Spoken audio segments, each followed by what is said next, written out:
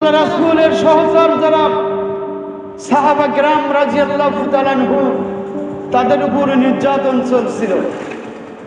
তাদের কারো দোকানপাট ভেঙে দেওয়া হয়েছিল, ব্যবসা থেকে তাড়িয়ে দেওয়া হয়েছিল, কাউকে ধরে আটকে রাখা হয়েছিল। আম্মার ইবনে ইয়াসারের পরিবারের উপর নির্যাতন চালানো হয়েছিল। হযরত বিলাল রাদিয়াল্লাহু তাআলা আনহুকে নির্যাতন করা হলো। এরকম বিভিন্ন দিক থেকে যখন কাফেররা অত্যাচার করতেছিল, আল্লাহ রাসূল নিরিবিলি এক জায়গায় বসে বসে একটু চিন্তিত মনে বসে আছেন।